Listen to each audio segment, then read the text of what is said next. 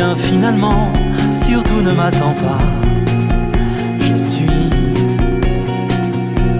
dehors à regarder le temps qui passe sans moi. Je suis dehors avec des gens et la joie et l'ennui. Il y a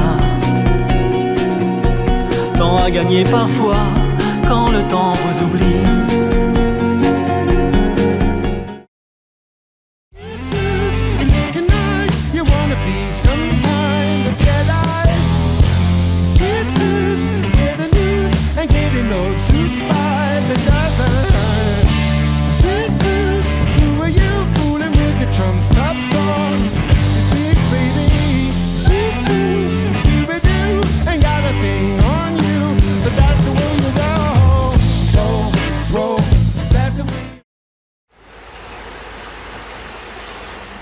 Les Doutrelau étaient bien connus au collège. Le père avait une ferme. Yann était le 7e enfant. Les 6 autres étaient tous jumeaux. Cela marchait par paire. Les aînés avaient 14 ans, les suivants 13 et les plus jeunes 11. Chaque année, ou presque, les professeurs de la classe de 6e voyaient ainsi arriver la dernière livraison de Doutrelau, ou de Doutrelau avec un X. On avait envie de mettre le nom au pluriel. Et Yann arrivait seul, en dernier, comme un point final au bout d'une phrase.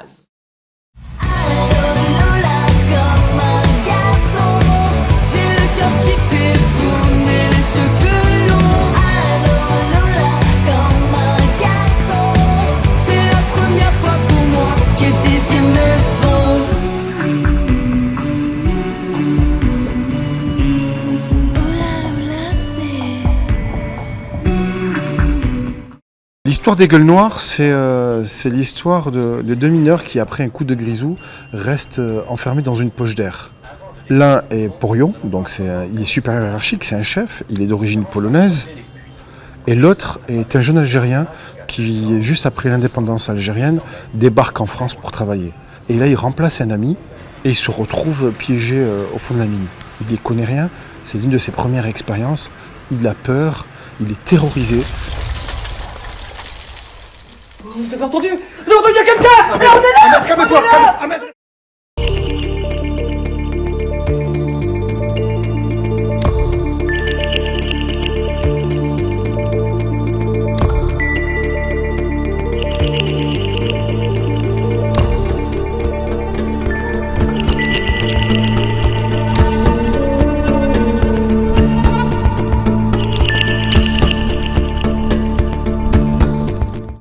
Moi aussi, j'aurais dû y être dans le stade.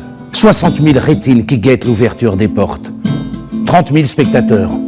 Dans un stade Geoffroy Guichard bondé, comme s'il s'était agi d'une finale de Coupe d'Europe.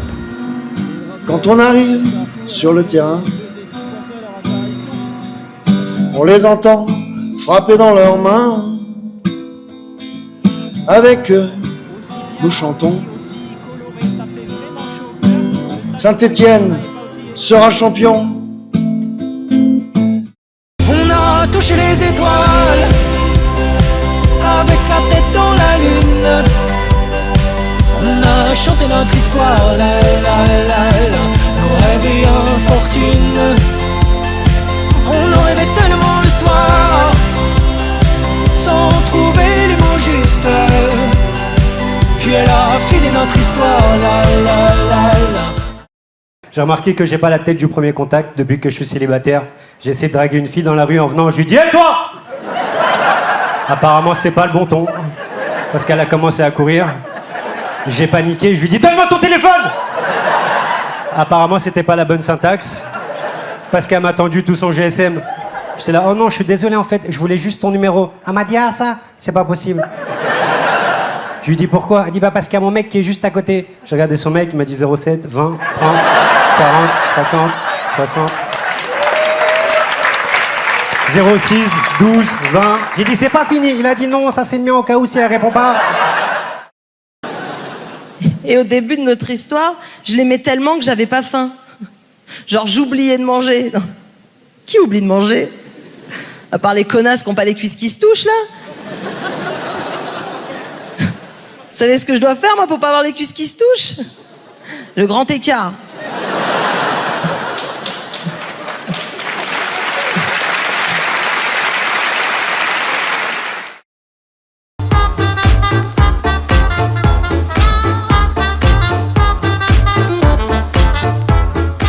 Il a fait un super spectacle, je trouve ça bien, c'était un truc de malade, enfin, il fait des trucs, je comprends pas comment il fait, c'est assez impressionnant. Franchement, faut aller le voir, c'est cool. Plein de magie, plein de suspense. Bah franchement, le spectacle est bluffant, c'est incroyable.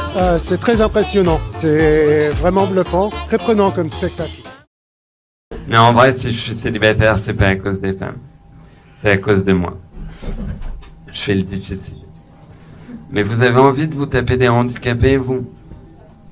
Bah les handicapés non plus. Vous imaginez si on se reproduisait contre nous? Vous êtes déjà allé à Dunkerque?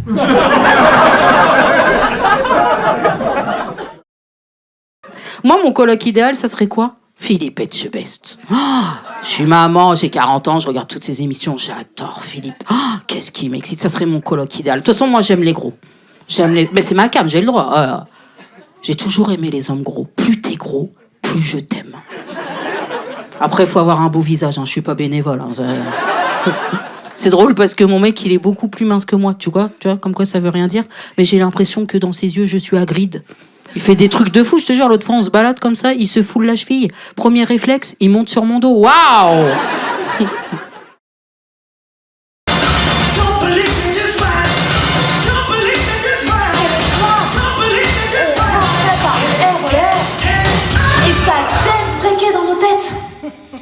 Et là, je me suis dit, si ça vit dans ma tête, et celle de ma sœur, et celle des types de Châtelet, sûr, ça doit vivre ailleurs. Alors j'ai commencé à m'intéresser à l'histoire du hip-hop. Même à des kilomètres, quand le temps tout s'arrête, je pense à vous encore. Ça souffle dans ma tête, souvenir en tempête, et je pense à vous plus fort. Malgré les kilomètres et Paris qui fait la fête, moi je pense à vous encore. Ça tourne dans ma tête quand le temps tout s'arrête, je pense à vous plus fort. Faut que tu m'aimes, sinon je fais quoi? Faut que tu m'aimes, moi j'y arrive pas. Faut que tu m'aimes, sinon je perds pied, ouais, comment je m'appelle? Faut que tu m'aimes, sinon je fais quoi?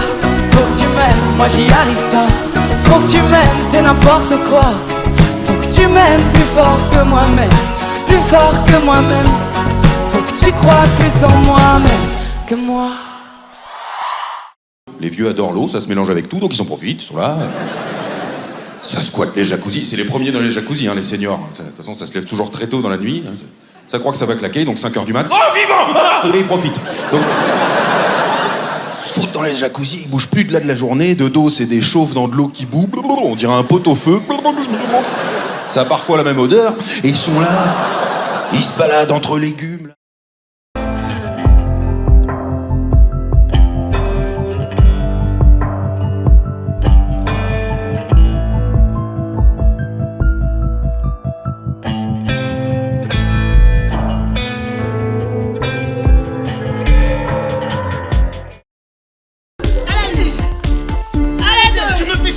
Avec tes graines de chat. C'est merveilleux, c'est génial. Je vais te donner ma chérie. Carmen si c'est une fille. Et Diego si c'est un garçon.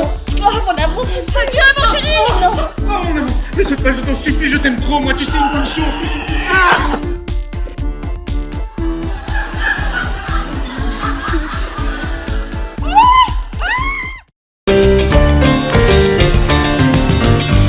Elle passe ses nuits sans dormir, à gâcher son bel avenir. Qui ça? La copine du caca. Elle est très impatient. Bien sûr, il tente de l'appeler, il n'y arrive pas. 15h, il lui envoie des SMS, des textos. Il lui envoie des WhatsApp.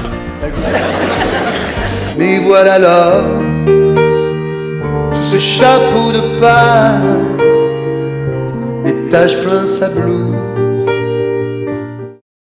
Ma mère me parlait un peu de sexualité quand même. Disons qu'elle mettait jamais les mots sur les choses. Tu sais, elle était là, alors, ça va avec ton copain? Non. Vous vous endormez tout de suite ou... Et sa hantise à ma mère, c'était vraiment que je tombe enceinte. Ça, c'est... Une fois, elle m'a dit, attention Bérangère, hein, c'est comme le pec citron, une seule goutte suffit.